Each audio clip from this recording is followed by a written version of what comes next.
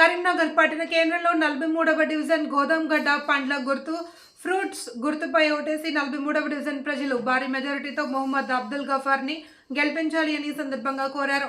నేను రాజకీయాల్లోకి రావడం కారణం నా డివిజన్ ప్రజల కోరిక మేరకు కార్పొరేటర్ బరిలో నిలిచిన నన్ను ఆశీర్వదించి పండ్ల బుట్ట గుర్తుపై ఓటేసి భారీ మెజారిటీతో గెలిపించగలరు. 43వ డివిజన్ ప్రజలకు సేవ చేయాలి అని రాజకీయాల్లో చేరానని అన్నారు.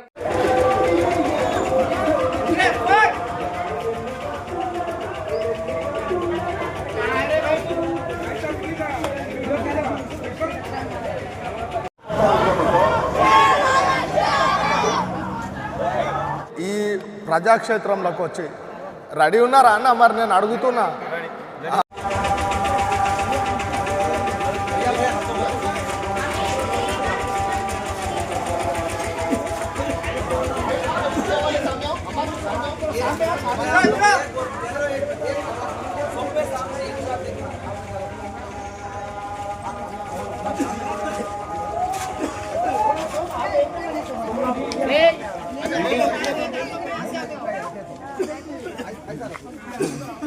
నువ్వు ఆయన లేడు, నువ్వే మధ్యలో ఉన్నావు.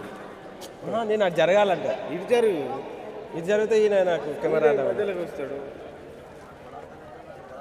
లోగో పట్టే పద్ధతి చెప్తుంది తెలియదు. ఒకటి లోగో ఇక్కడ చేతి పట్టాలి, ఇట్లా పట్టాలి. 4 ఉన్నాయి. మైక్ ఎక్కడ ఇట్లా పట్టాలి.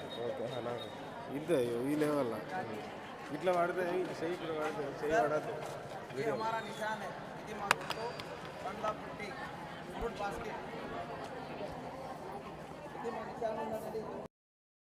పండ్ల బుట్టి ఫ్రూట్ బాస్కెట్ సీరియల్ నంబర్ 7 ఇది ఉన్నదండి. మీరు దీనికే ఓటు వేయాలండి. మీ అమూల్యమైన ఓటు ఈ ఫ్రూట్ బాస్కెట్ చేసి భారీ మెజార్టీతోని మా డివిజన్కి గెలిపించాలని మీ అందరితోని మానవి.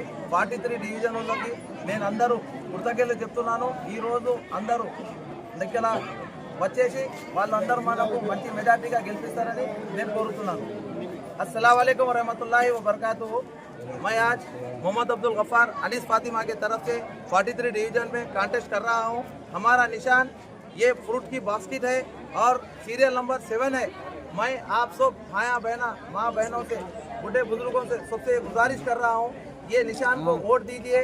वोट देके भारी मेजॉरिटी से हमारे को जिताइए और डिवीजन के डेवलपमेंट में हमारा साथ दीजिए। अल्लाह हाफ़िज़। ఎంతో మంది ప్రజాక్షేత్రంలో ప్రజాసేవ చేయాలనుకుని వస్తారు, కానీ మీకంటూ మీరు స్థానికులు, మీకు ఇక్కడ ఉన్న అవగాహన ప్రకారం మీరు వచ్చి ప్రజాక్షేత్రంలో మీరు ఏమేమి సంక్షేమ కార్యక్రమాలు చేయాలనుకుంటున్నారు? చాలా మంచి క్వశ్చన్ మీరు అడిగారండి నాకు. ఫస్ట్ ఆఫ్ ఆల్ నేను మీకు ఒక మాట చెప్పాలనుకున్నాను. నేను ఇవాళ నిలబడి కాంటెస్ట్ చేస్తున్నా అంటే ఇది నా కోరిక కాదు, నా డివిజన్ ప్రజల కోరిక. వాళ్ళు నా దగ్గరకు వచ్చి ఒక మంచి నాయకుడు మాకు కావాలి, మాకు స్కీమ్స్ ఐడియా లేదు, ఏమేమి వస్తున్నాయి మాకు ఐడియా లేదు, గవర్నమెంట్ స్కీమ్స్ గురించి తెలియదు. ఎవరైనా మా దగ్గరకు వస్తే 5 సంవత్సరాలకి ఒకసారి మా ఇంటికి వచ్చి తలుపు కొట్టి అమ్మ మేము ఫలానా పార్టీతోనే ఉన్నామో మాకు ఓటేసి మాకు గెలిపియండి అమ్మ అని చెప్తారు. అది చెప్పిపోతారు. దాని తర్వాత ఎవరు కూడా వాళ్ళ దగ్గర వచ్చి అడగరు. ఇది ఒకటి. దాని గురించి నా డివిజన్ ప్రజలందరూ నా దగ్గరకు వచ్చి రిక్వెస్ట్ చేస్తేనే నేను ఈ రంగంకి దిగినాను.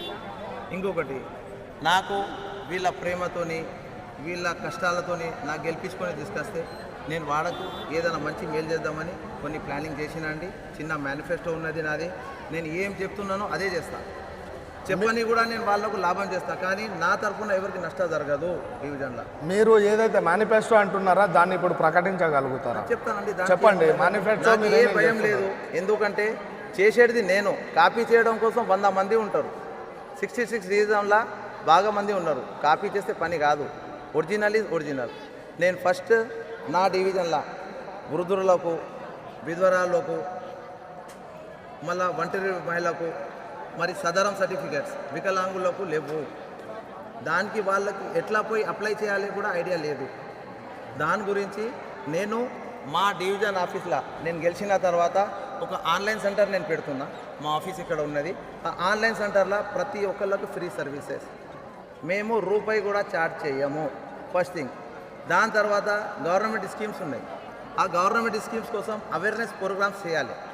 అవేర్నెస్ ప్రోగ్రామ్ చేసినప్పుడు ఆ స్కీమ్కి మంచి యూజెస్ వస్తాయి, అందరు లాభపడతారు. దాని గురించి అవేర్నెస్ ప్రోగ్రామ్ పెడతానండి. దాని తర్వాత చదువు ఇంపార్టెంట్. నేను నా మేనిఫెస్టోలో 10th క్లాస్ కోసం పిల్లలు ఎవరెవరైనా ఉన్నారో వాళ్లకు నోట్బుక్స్ ఫ్రీ ఇస్తాం. నా డివిజన్లో ఎంతమంది ఉన్నా కానీ వాళ్లకు 10th క్లాస్ నోట్బుక్స్ ఫ్రీ. దాని తర్వాత వచ్చిన తర్వాత ఇప్పుడు మోరీలు కానీ చెప్పమ్మా. మా అన్న కోసం వేస్తున్నాము. మా అన్న మాకు సాయం చేస్తాడు. ఎప్పుడైనా ఏ రాత్రైనా వస్తాడు, మాకు సాయం చేస్తాడు. ఆయన దేవుని దేవర మాకు గెలుస్తాడు. ఇవల్ల మేము ప్రార్థన చేసుకుంటాము అన్నకు. అమ్మ, మీకు వచ్చిన ఇంతకుముందు ఇంద్రమ్మ ఇండ్రు అంటని లేదా ఇప్పుడు డబుల్ బెడ్రూమ్లు అంటనే ఏమన్నా వచ్చినాయా? రాలేదన్న. మాకు రేషన్ కార్డ్స్ ఏది సంబంధించి లేదు. రేషన్ కార్డ్స్ వచ్చినాయా అమ్మ? ఏది లేదన్న. పెన్షన్స్ వచ్చినాయా?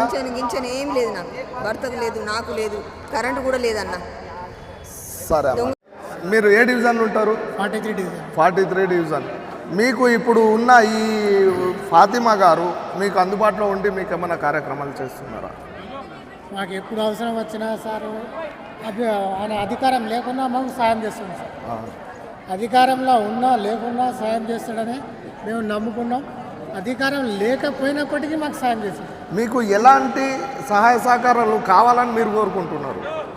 ఇప్పుడు మా డివిజన్లో రోడ్స్ కూడా కొంత బాగాలేవు. ప్లస్ ఈ మన రేషన్ కార్డులు అందరికీ లేవు సార్. ప్లస్ ఈ మన పెన్షన్లు కూడా చాలామందికి ఇస్తలేరు. ఆ పెన్షన్లు వృద్ధులకు పెన్షన్లు కావాలి, రోడ్లు బాగుపడాలి, అభివృద్ధి చెందాలి. అదే మేము ఆ ఉద్దేశంతోనే ఇతనికి సపోర్ట్ చేస్తాం. ఇక్కడి స్థానికుడు తన అభిప్రాయాన్ని తెలియజేస్తూ స్వాతంత్రం సిద్ధించి ఇన్నిసార్లు ఎలక్షన్లు వచ్చినా కానీ తన అనునయులకు తన పార్టీ కార్యకర్తలకు తప్పితే ఈ పార్టీలు చేసిన అభివృద్ధి ఏం లేదు, సాధారణ ప్రజల్ని పట్టించుకున్న పాపన పోలేదంటని స్థానికుడు తన ఆవేదనను వ్యక్తం చేస్తున్నాడు. అలాగే ఇంకొక మాతృమూర్తిని తెలుసుకునే ప్రయత్నం చేద్దాం.